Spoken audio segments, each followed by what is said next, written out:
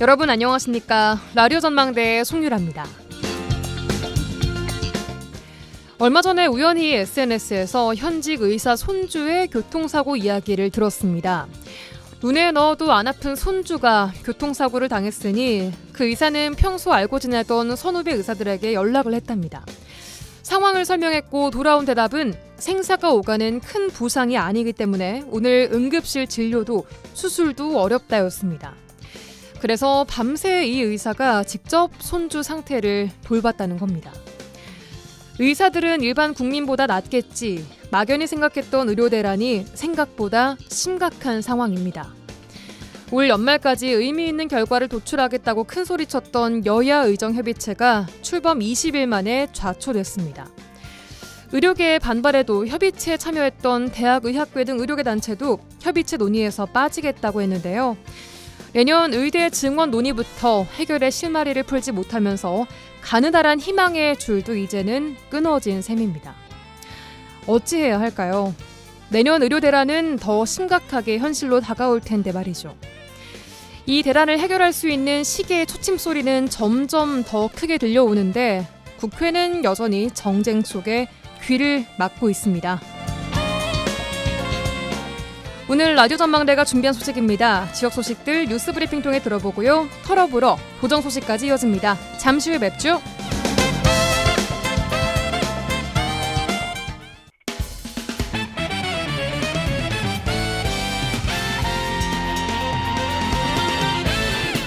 라디오 전망대 12월 2일 월요일 순서 출발합니다. 지역 뉴스부터 정리해보죠. 뉴스 브리핑 GBS 뉴스 차범준 편집국장 연결합니다. 안녕하세요. 네, 안녕하세요. 네, 오늘 지역 소식은 순천부터 가보겠습니다.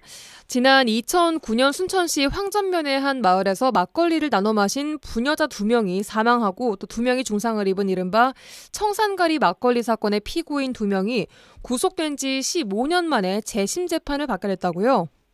네, 광주고법 형사 2부가 살인과 전속 살인 혐의로 기소된 후 구속되었다가 형 집행정지로 풀려난 74살 백모 씨와 40살 된 그의 딸에 대한 재심 첫 공판을 내일부터 진행합니다. 네. 이번 재판은 낙동강 강변 살인사건, 약촌 오거리 살인사건, 화성 연쇄 살인사건의 재심을 청구해 이 승소를 이끌어낸 재심 전문 박준영 변호사가 청구한 사건인데요. 이번 재심 재판에서는 당시 검찰이 무고한 사람을 용의자로 지목해 구속했는지 등의 쟁점을 재판을 통해 따져보게 됩니다. 예. 15년 전에 사건이 발생하자 검찰은 독약을 이용해 부녀 가족이 살해됐다는 점을 들어 숨진 아내의 남편과 딸을 범인으로 지목해 구속했고 이 재판에서 유죄가 입증됐고 2012년 대법원에서 백모 씨는 무기징역, 그의 딸은 징역 20년의 중형이 확정된 바 있습니다. 네. 당시 검찰은 범행 동기로 부녀가 부적절한 관계를 맺어오자 이를 알게 된 아내와 갈등을 빚다 범행에 이르렀다며 수사 결과를 공소사실에 적시한 바 있습니다. 하지만 대법원 확정 판결 이후에도 해당 사건에 대한 각종 의혹은 꾸준히 제기돼 왔고 재심 전문 박준영 변호사의 도움으로 대법원 확정 판결 10년 만인 지난 2022년 법원으로부터 재심 결정을 받고 이 두 사람 모두 올 1월 형 집행정지로 석방된 상태에서 이번 재심 판결을 받게 됐습니다. 네, 정리해 주신 것처럼 해당 사건은 당시 검사가 유도신문을 하는 등 위법하게 수사권을 좀 남용했다는 의혹과 함께 수사 과정에서의 인권침해 가능성이 논란이 됐었죠. 네, 해당 사건에 대해 재심 결정이 내려진 배경은 이 피의자들에게 유죄 판결의 결정적인 증거인 이 막걸리에서 검출된 핵심 증거인 청산가리가 다른 사건 현장에서 발견되지 않았고 또 청산가리를 넣는데 사용했다던 이 플라스틱 숟가락에서도 청산가리 성분이 나오지 않는 등 논란이 이어져 왔습니다. 예. 법원의 재심 결정 과정에서 이 검찰은 재심 사유에 대한 신중한 법리 판단이 필요하다며 재항고를 했지만 이 대법원이 기각하면서 결국 이번에 재심 재판이 열리게 됐습니다.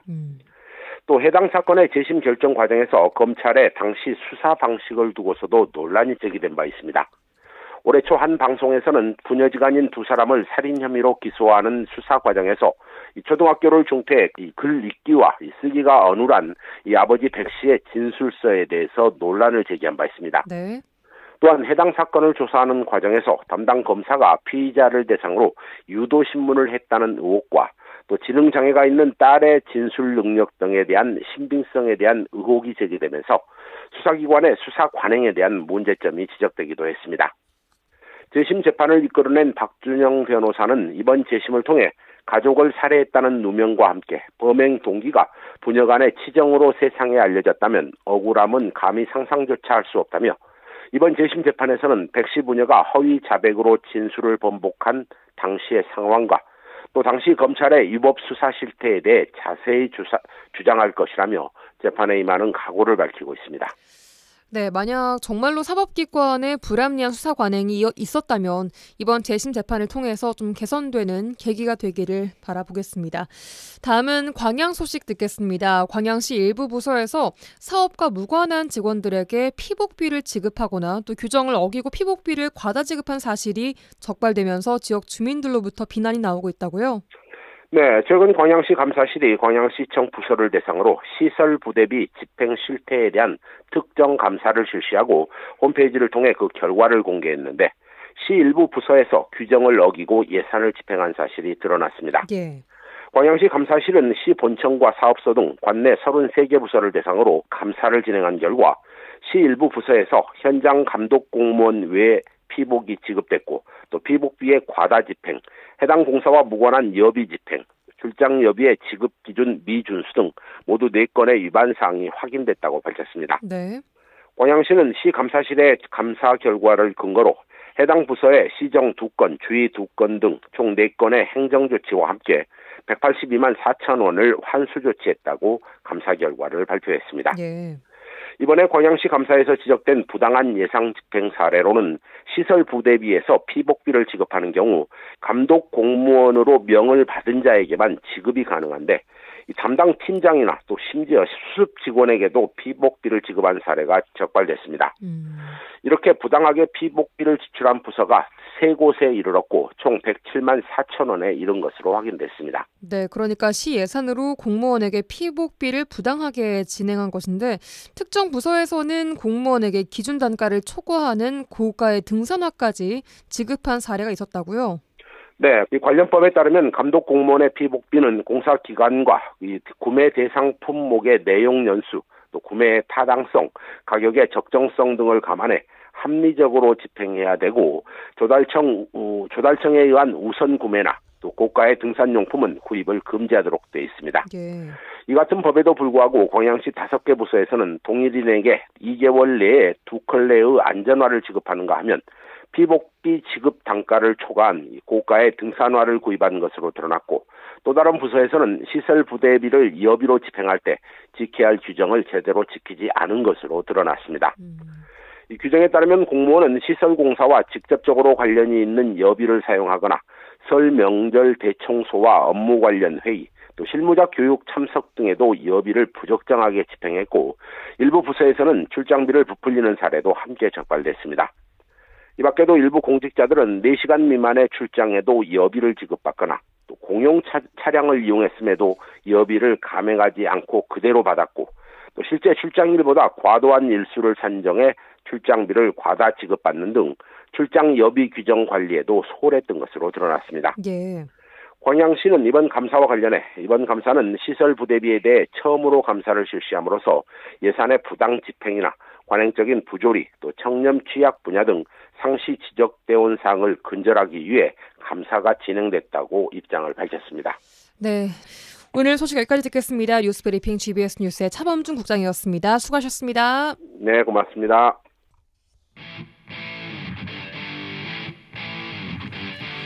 한 시간만 투자하세요. 지역의 이야기를 모아 전해드립니다.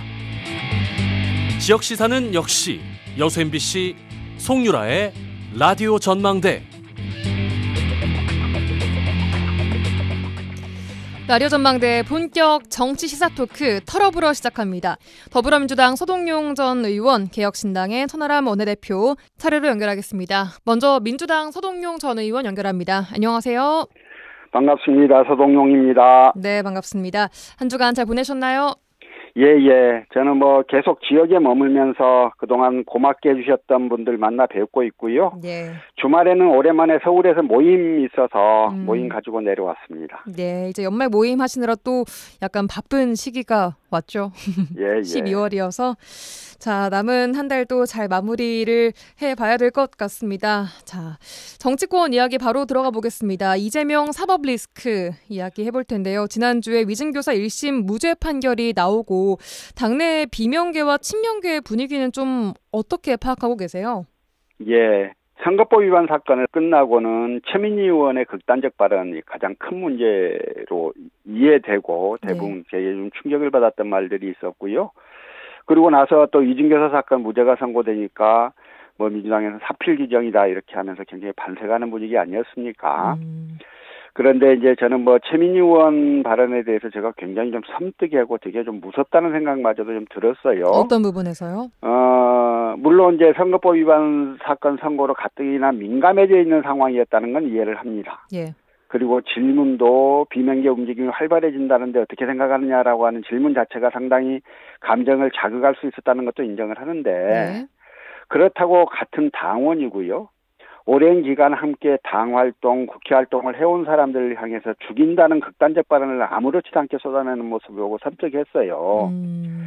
상대 당에 대해서도 그런 발언을 하면 국민께서 해를 찰 일인데 같은 당 사람들을 상대 당보다 더 적대시하는 기풍이 민주당에 자리하고 있는 것 같아서 많이 좀 씁쓸했습니다. 지금 최근에 이제 재판 결과를 두고 비명계, 친명계 이런 움직임에 대해서 궁금해하시는 분들이 계시긴 합니다만, 지금 저는 이렇게 생각해요. 민주당 내 권력 관계는요, 친명이니 비명이니 하는 세력 관계에 의해서 결정나는 게 아니고요. 네. 국민 여론의 변화에 따라서 이렇게 결정날 수밖에 없는 문제일 겁니다. 예, 여전히 국민들이 이재명 대표의 재판에 대해서 생각하는 여러 가지 인식들이 있고 또 재판 결과가 아직 안 나온 상황이기 때문에 아직은 그런 변화를 감지할 수 있는 단계는 아니다. 지금은 특별한 분위기의 변화가 있는 건 아니다. 저는 그렇게 생각하고 있습니다. 예, 알겠습니다. 그런가 하면 이화영 전 경기도 평화부지사 또 최근 백현동 관련 로비스트 역할을 한 혐의를 받은 김인섭 씨 등 이 대표 관련 재판에서 유죄가 나오고 있는 상황입니다. 이런 판결이 대표의 재판에도 영향을 미칠 것으로 보시나요? 우선 이제 예전 조국 대표의 가족들에 대한 무자비한 압수수색, 수사 이런 게 이루어졌을 때도 그렇고 이재명 대표에 대한 수사와 기소에 대해서도 그렇고 많은 국민께서는 수사의 형평성에 대한 문제 제기를 하고 계시죠. 네.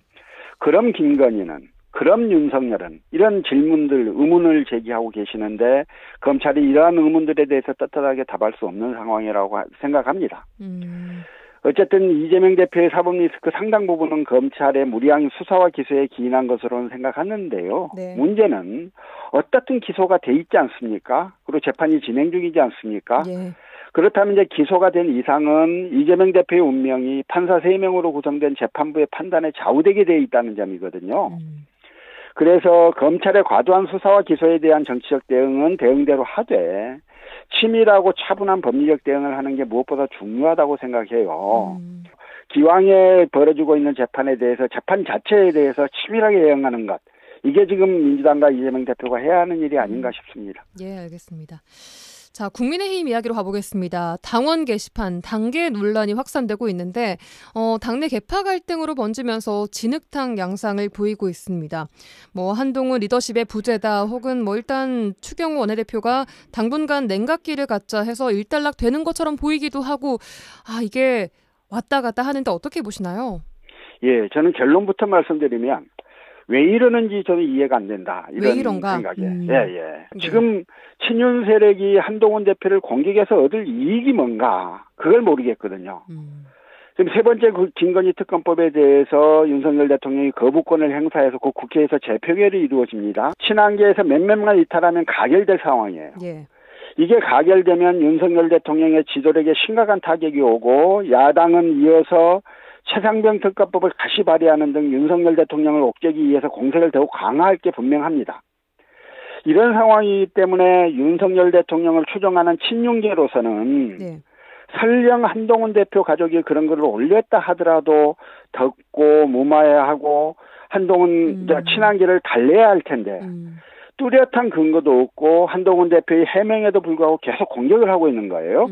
김건희 특검법이 재표결에서 가결해도 좋다는 건지 어떤 일이 있어도 이탈표가 생기지는 않을 거라고 확신하는 건지는 알 수가 없지만 어느 쪽이건 간에 그런 자신감이 어디서 오는지 저는 잘 이해가 안 갑니다. 그렇다면 서 의원께서는 이 당내 계파 갈등이 결국에는 이 이탈표로 이어질 수 있을 거라고 보시는 건가요? 거기까지 가지는 않을 거라고는 봐요. 왜냐하면 그 결과 그렇게 지금 당장 김건희 특검법 재표결을 앞두고 이게 더 가서는 이 이제 당이 정말 괴멸할 수도 있다는 위기감들이 분명히 있을 거거든요. 근데 이제 거기까지는 안 갈 거라고 보는데 문제는 지금 빅마우스 역할을 하고 있는 몇몇 분들이 있지 않습니까? 이분들이 절제되지 않은 말들이 자꾸 갈등을 증폭시키고 있는데 국민의힘 내부에서 이들을 좀 자제시키거나 컨트롤할 수 있는 그런 지도력들이 발휘가 안 돼요. 이건 한동훈 대표 본인의 문제니까 그럴 수 있다고 하더라도 이런 상황이 발생하면 옆에서 중진들이라도 나서서 뭔가 좀 절제시키고 해야 되는데 그걸 할 수 있는 분위기가 전혀 안 되고 있다라고 하는 게 국민의힘 내부의 가장 큰 문제가 아닌가 싶습니다. 이걸 한 대표가 왜 직접 명쾌하게 풀지 않고 있다고 보시나요? 그거야 뭐 그 속을 알 수는 없습니다만 일단 이런 사안에까지 대표가 직접 하나하나 꼬박꼬박 대꾸를 하기 시작을 하면 앞으로 대표의 지도력이 상당히 오히려 문제가 될 수도 있다는 생각을 했을 수는 있다고 봐요. 알겠습니다. 예. 그래서 아마 큰 범위에서 그 취지를 말한 거고 그러면 저는 뭐 설명이 됐다고 생각하는데요. 근데 이걸 뭐 끝까지 설명이 안 됐다고 공격을 하는 분들이 한동훈 대표가 설명을 구체적으로 한다고 해서 그 공격을 멈출까요? 또 그렇지도 않을 것도 같고요. 알겠습니다. 자, 명태균 공천 개입 의혹 관련해서 국민의힘 당사 압수수색에 대한 질문 드려야겠습니다. 검찰이 이게 지금 어떤 정황을 잡았길래 당사를 압수수색하는가? 어떻게 봐야 할까요? 뭐 어떤 정황을 잡았기 때문인지 아니면 그동안 제기된 의혹을 확인하는 과정인지는 아직은 분명치는 않고요. 일각에서는 여당에 대한 압수수색 자체가 굉장히 이례적인 거 아니냐. 따라서 뭔가 수사가 진척될 만한 단서가 나온 게 아니냐 이렇게 추측하는 분들도 계시는데요. 저는 뭐 꼭 그렇게 볼 일만은 아니다는 생각은 있습니다. 그럼요. 이번 이제 압수수색이 검찰이 국민의힘한테 지방선거 관련 자료를 임의 제출해달라고 요청을 했더니 국민의힘이 압수수색 영장에 의해서라면 몰라도 공천과 관련한 당의 중요 자료를 그냥 내줄 수는 없다 이렇게 답변을 한 거거든요. 그랬더니 이제 검찰이 압수수색 영장을 받아서 이를 집행한 거예요. 그래서 통상의 압수수색처럼 은밀하게 그리고 강제적으로 행해졌던 게 아니에요. 뭐 알려주고 갔다 이런 얘기도 있더라고요. 그러니까 이건 뭐 임의 제출을 요청했는데 우리가 영장 없으면 내주기는 어렵다라고 하니까 그냥 영장을 받아서 간 것이고요. 그리고 또 하나 이런 일이 있었습니다. 과거에 이제 김용 민주원장 수사와 관련해서 민주당사를 압수수색한 적이 있어요, 검찰이. 그때 민주당이 이를 야당에 대한 침탈이라면서 강력 저지를 했더니 당시 한동훈 법무부 장관이 민주당의 행태를 거칠게 비판했던 적이 있습니다. 그런데 이번에 이제 한 국민의힘 대표가 돼 있는데 국민의힘을 압수수색한다고 이걸 거절한다거나 대응하는 게 되게 좀 쉽지 않았을 거거든요. 그래서 소극적으로 허용한 정도다. 저는 이렇게 봐서 그 이번에 압수수색이 여당에 대한 압수수색이어서 뭐 특별한 의미가 있다. 이렇게까지 생각지는 않습니다. 이제 문제는 어쨌든 수사가 진행되고 있구나. 이런 느낌은 분명히 받을 수가 있었는데요. 기억하시는 대로 명태균 게이트의 출발점은 명태균이 윤석열 후보를 위한 여론조사를 대신해주고 그 대가를 김영선 전 의원에 대한 공천장을 받았다. 이거 아니겠습니까? 그래서 윤석열 대통령이 국민의힘의 공천에 개입했다. 이게 수사의 첫 출발이었는데 이 종래 처음 출발점이었던 그 수사의 방향, 즉 위로 향하는 수사가 계속 진행이 될지 아니면 이제 최근에 불거져 나온 여론조사를 매개로 뭐 이름이 거론되는 사람들 있지 않습니까? 오세훈 서울시장, 지창욱 의원, 조은희 의원 뭐 이런 방향 이게 옆으로 수사가 향할지는 이제 조금 더 지켜봐야 할 것 같습니다. 수사의 방향을요. 알겠습니다. 또 앞서 더불어민주당은 증액 없이 감액 반영한 내년도 예산안을 국회 예결위에서 통과를 시켰었고 오늘 원래 예산안을 상정하는 방안을 본회의에 추진하겠다고 밝힌 바 있습니다. 하지만 결국 상정되지 않았죠.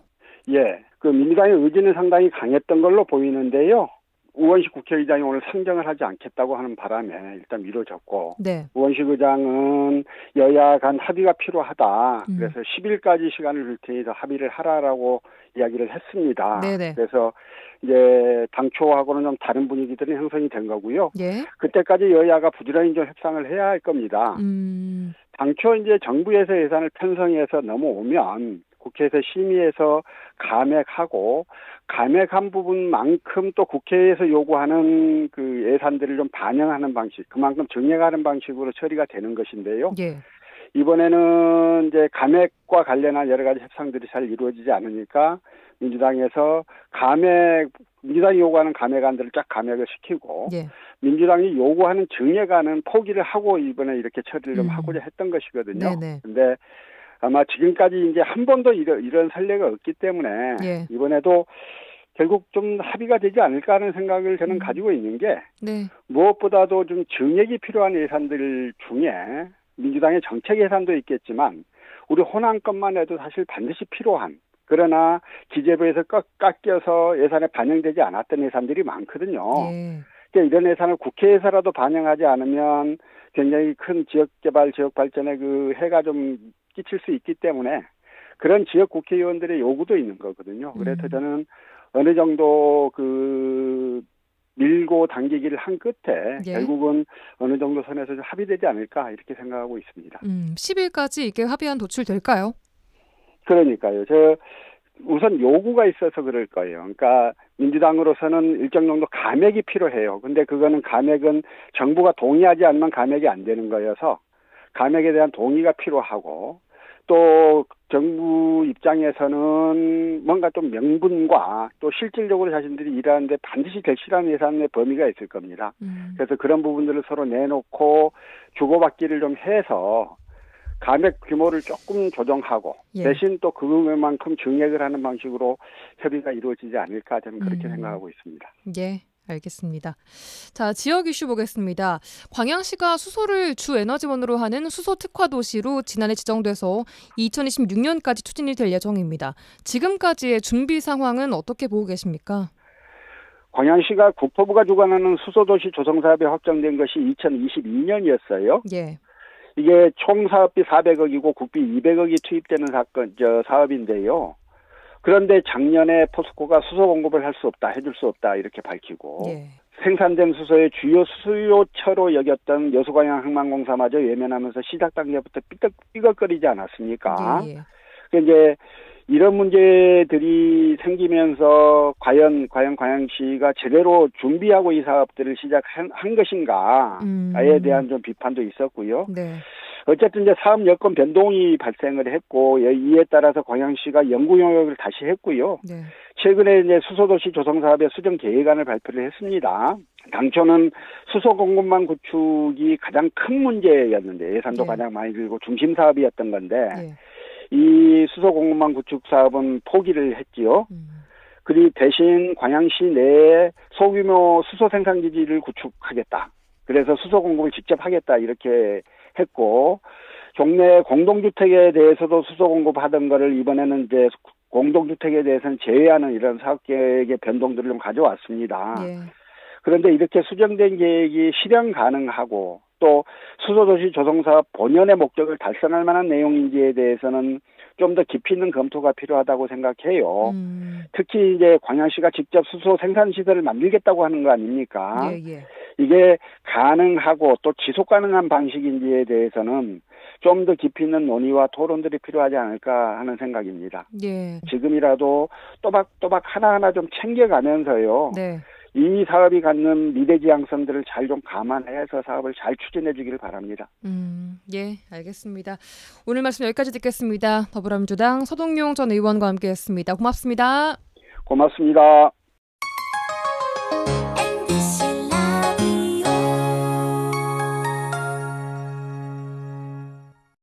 네, 털어불어 이어서 개혁신당의 천하람 원내대표 연결합니다. 안녕하세요. 네, 안녕하세요. 개혁신당 천하람입니다. 네, 바로 주제 토크 들어가 보도록 하겠습니다. 자, 이재명 대표의 지난주 위중교사 1심 무죄 판결 이후에 민주당의 결집이 더 강화되는 측면이 보입니다. 앞으로 민주당의 이제 행보에 대해서 어떤 말씀 주실까요?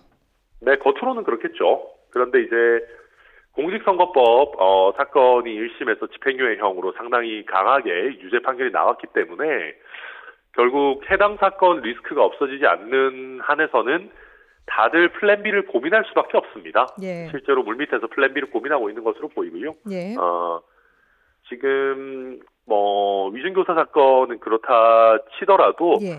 지금 한 5개 정도의 재판이 있죠. 그중에 하나라도 대선 이전에 형이 확정되게 되면은 사실 이재명 대표는 어려워지는 상황이기 때문에 예. 지금 민주당 입장에서는 오히려 이번에 위증교사 사건이 그 무죄가 나옴으로 인해 가지고 플랜 B를 마련할 시간을 오히려 단축시키게 되는 더 안 좋은 방향으로 가게 될 수도 있다. 저는 그런 점을 우려하고 있습니다. 어떤 점에서 이렇게 단축시킨다는 것이? 차라리 이제 유죄 판결들이 연이어서 왔다면은 예. 사람들이 빨리 플랜 B를 만들어야 된다고 생각할 거고 이재명 대표 본인도 본인의 출마가 어렵다면 결국 본인이 표현이 그렇습니다만은 후계자를 어떻게 세울까를 고민을 할 텐데 예. 지금 이번에 유죄 판결과 무죄 판결이 연달아서 나오다 보니까 아마 이재명 대표 본인도 후계자 이런 논의를 피하고 싶을 것이고 민주당에서도 그런 논의가 이제 본격화되기 어렵죠. 그런 면에서 골든타임을 놓치게 되는 면도 충분히 있을 수 있다. 이렇게 보여집니다. 알겠습니다. 다른 사법 리스크들 봤을 때 백현동 개발 비리 그리고 쌍방울 대북 송금 전부 다 관련인들이 유죄 판결이 나왔단 말입니다. 이런 결과가 이 대표의 재판에서 어떻게 이어질 거라고 보세요? 안 좋죠. 법관들은 이제 판사들은 다른 사람들 얘기를 잘 믿지 않습니다. 왜냐하면 항상 서로 다른 말을 하고 거짓말을 하는 사람들 많이 보기 때문인데요. 그럼에도 판사들이 유일하게 신뢰하는 사람이 있다면 동료 판사들입니다. 그만큼 관련 사건에서 이제 판단된 판결문의 내용은 굉장히 중요한 증거로 사용이 되거든요. 예. 그래서 지금 민주당 내부에서도 백현동이나 대장동 사건 같은 경우에는 무죄가 나올 거라고 생각하는 분들은 잘 없는 것 같습니다. 오히려 이제 트럼프 모델, 그러니까 문제가 있다 하더라도, 그러니까 죄가 있다 하더라도 백현동이나 대장동 사건 같은 경우는 복잡해서 오래 걸릴 것이기 때문에 네. 그 전에 대선을 이겨서 유야무야 만든다라는 전략으로 많이들 생각하고 있는 것 같고요. 그런데 이제 아까 서두에도 말씀드렸지만 그 전략이 작동하려면 공직선거법 사건이나 조금 빠르게 진행되는 다른 사건들에서도 무죄를 받아야 되는데 예. 과연 그렇게 갈 수 있을 거냐 쉽지 않은 그런 상황이죠. 이 대표 입장에서는 대선 이후로 판결을 지연시키는 게 최우선 과제라고 보세요?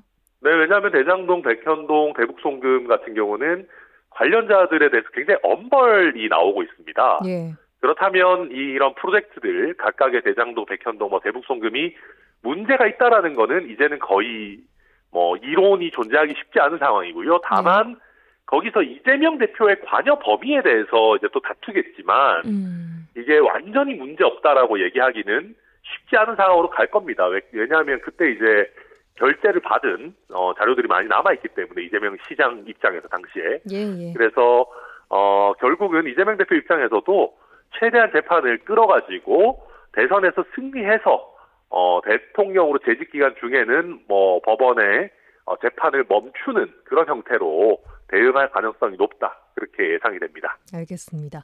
자, 국민의힘 당원 게시판 논란 이야기도 해보겠습니다. 친윤 또 친한과의 진흙탕 싸움으로 번지고 있는 듯해 보입니다. 이번 이 당원 게시판 논란 어떻게 보고 계십니까? 한동훈 대표가 떳떳하지 못하죠. 그리고 지금 자꾸 검사처럼 법률가처럼 사건을 이렇게 대하고 있는데요. 예. 국민 앞에 조금 솔직하게 담백하게 나와야 되는 것 같아요. 그러니까 대통령 비판 할 수 있지 않느냐, 뭐가 문제냐 이렇게 하는데 예. 정치적으로는 다른 문제지 않습니까? 한동훈 대표가 본인과 가족들의 아이디까지 본인이 했든 아니면 타인에게 맡겼든 그걸 가지고 대통령을 비판한다. 그러면 정말 대통령과는 완전히 갈라선 거냐. 그리고 조금 찌질하게 대놓고가 아니고 뒤에서 이런 식으로 공격하는 거냐라는 정치적 해석이 붙을 수밖에 없어요. 그럼 여기에 대해서 국민들은 정말 그럼 어떻게 된 건지가 궁금한 건데 법적으로 이게 뭐가 문제입니까? 라는 거는 전혀 답이 아니거든요. 그러니까 동문서답을 하는 거죠. 뭐 동훈서답이라고 할까요? 그래서 지금 전혀 해결이 안 되는 국면이고요. 지금 이제 더 나아가서 계속해서 뭐 진은정 변호사인가요? 그 한동훈 대표 와이프 그분이 뭐 커뮤니티에 글을 삭제를 한다는 둥 뭐 다른 커뮤니티를 통해 가지고 뭐 다른 어떤 뭐 꽃보내기 운동을 주도했다는 둥 계속해서 지금 논란이 확산되고 있는 상황이거든요. 그 근본적인 원인은 한동훈 대표가 명확한 어떤 입장이나 사실관계를 안 밝히고 있기 때문 아닌가 그렇게 보여집니다. 알겠습니다. 자, 이번 당원 게시판 논란을 비롯한 이 당내 갈등이 김 여사 특검이랑 연계가 될 거라고 보시나요? 지금 한동훈 대표는 또 약간 비겁하게 마치 당원 게시판 문제를 계속 건드리면 김건희 여사 특검에 찬성할 것 같은 뉘앙스를 풍기고 있죠. 뭐 본인이 한 말은 아니라고 했습니다만 그래도 그런 대화들이 흘러나오고 있습니다. 이제 그렇죠. 그런 얘기들이 나오고 있죠. 저는 이것도 굉장히 저질스러운 정치라고 생각합니다. 정말 이거는 명분을 가지고 또 김건희 여사 특검에 대한 어떤 국민들의 열망을 가지고 이야기해야지 얼마 전까지는 뭐 악법이다, 뭐 위헌적이다, 뭐 5만 가지 얘기를 하다가 본인이 공격받으니까 국면 전환용으로 다른 특검을 또 이제 이용하려고 한다? 저는 그런 식의 정치 태도는 뭐 납득하기 어렵고요. 물론 저희 개혁신당이나 여러 정치인들 입장에서는 뭐 어떤 이유에서가 됐든 김건희 여사 특검이 되면 좋다고 생각은 합니다. 그러나 이런 어떤 실제 김건희 여사 특검에 그러면 확실하게 딱 찬성하고 바로 이렇게 깔끔하게 특검을 받는 것도 아니고 우리를 공격하면 특검 찬성할 수도 있어 이런 식으로 뉘앙스를 풍기면서 김건희 특검을 자기들의 방탄 도구로 쓰는 것은 저는 굉장히 참 한심한 작태다 그렇게 생각합니다. 한심하다. 네. 이런 뉘앙스와 태도랑은 별개로 그럼 결론적으로는 이번 당내 기류가 좀 달라진 게 있을 거라고 보세요? 저는 글쎄요. 이렇게 이제 냄새를 풍기다가 또 결정적인 순간에는 쪼그라들지 않을까 예상하는데 물론 바라건대는 뭐 어떤 이유에서든 김건희 여사 특검이 됐으면 좋겠는데 그렇게 깔끔하게 갈지는 잘 모르겠습니다. 오히려 이거를 협상 카드로 계속 들고 있으려고 할 가능성도 있습니다. 알겠습니다. 자, 민주당 주도로 상설특검 규칙 개정안 통과가 됐습니다. 개정안 내용 어떻게 보십니까? 원론적으로만 얘기하면 그다지 좋은 개정안은 아닙니다. 왜냐하면 야당이 단독으로 특검을 추천해서 물론 대통령이나 가족과 관계된 사건이긴 하지만 특검을 할 수 있다라는 거는 야당이 주도하는 하나의 수사기관이 생긴다는 거거든요. 이거 사실 그렇게 적절하지는 않습니다. 원론적으로는. 그런데 지금 이제 김건희 여사 특검법이나 뭐 최상병 특검이나 계속해서 대통령과 그 가족을 스스로 대통령이 보호하는 좀 터무니없는 일이 일어나다 보니까 야당도 좀 터무니없는 형태로 서로 공방을 주고받고 있는데 뭐 참 안타까운 일이고요. 뭐 그럼에도 불구하고 특검이 필요하기 때문에 뭐 그 야당의 어쩔 수 없는 심정도 이해합니다. 단지 저희 개혁신당이 동의하기 어려운 것은 저희와 진보당이 세석으로 동일합니다. 그런데 의석수가 동일한 정당 간의 추천권 우선순위에 대해서 더 선수가 많은 정당, 심지어는 선수가 똑같을 때는 더 나이 많은 의원이 있는 정당을 우선하도록 하고 있어요. 저희 개혁신당은 다 초선이고 전원이 80년대생이거든요. 이게 무슨 현대판 장유유서 규정입니까? 뭐 저희가 봤을 때는 말도 안 되는 규정이어서 저희로서는 이런 어떤 정당 상호 간의 우선순위에 대한 규정은 도저히 받아들이기 어렵고 그래서 저희는 반대 표결을 했습니다. 예, 알겠습니다.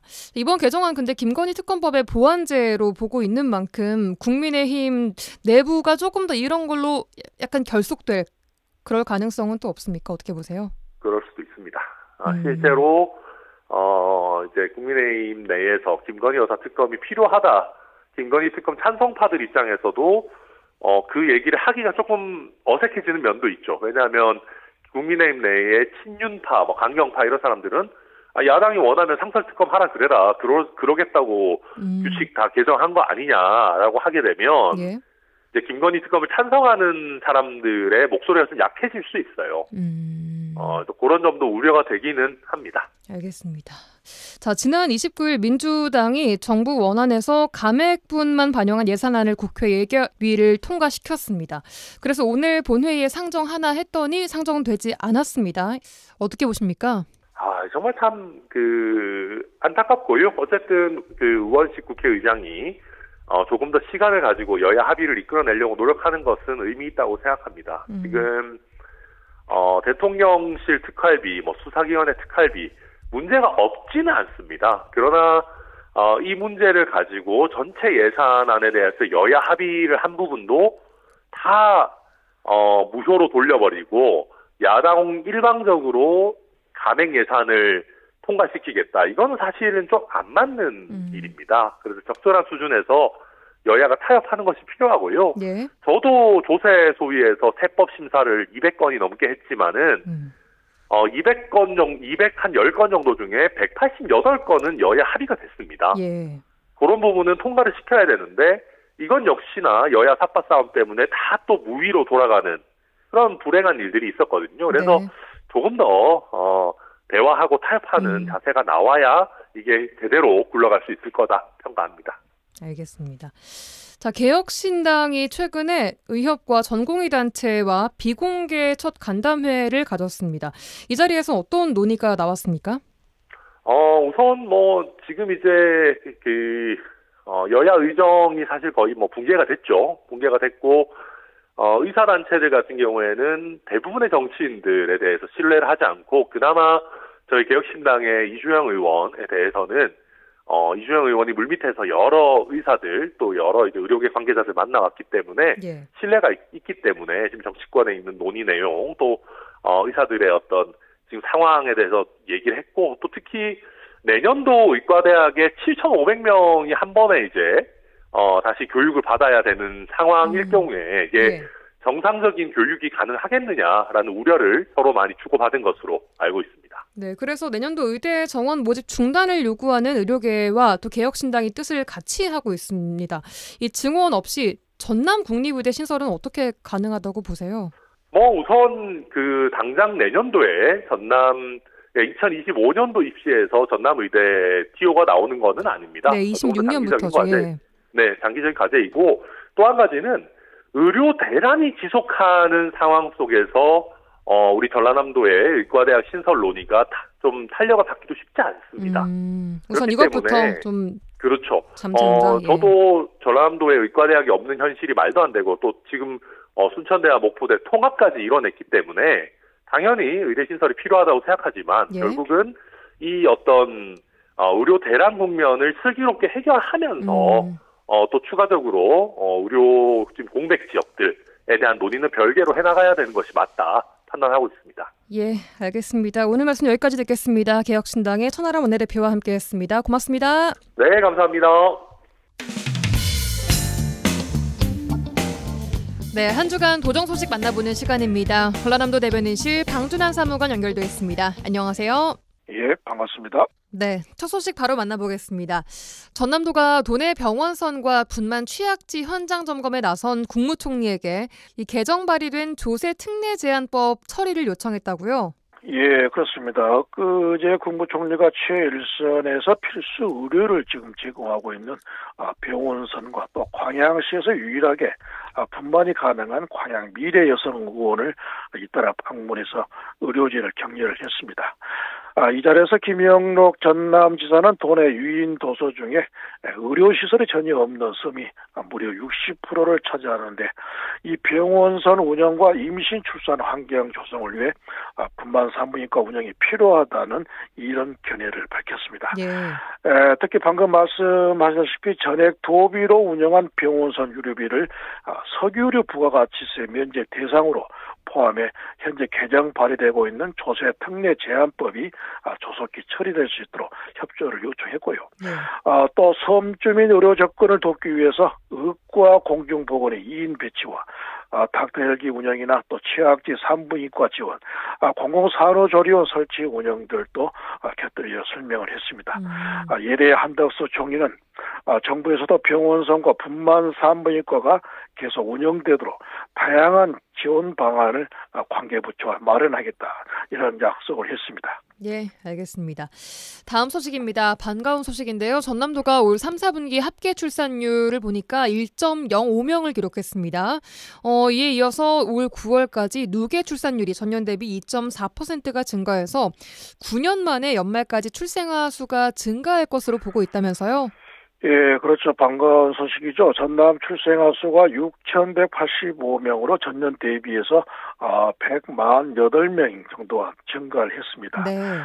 출산율의 선행 지표인 9월까지 전남 혼인 건수는 5,286건으로 전년 대비에 무려 13.65% 증가해서 네. 내년 출생아 수 증가에도 상당히 긍정적인 영향으로 보고 있습니다. 네.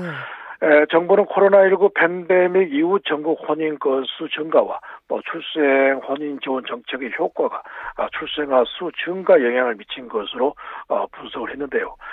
하지만 전남의 경우 2022년 대비 2023년 혼인 건수가 줄었음에도 불구하고 도 단위에서 충남과 함께 유일하게 누계 출생아 수가 늘었습니다. 네.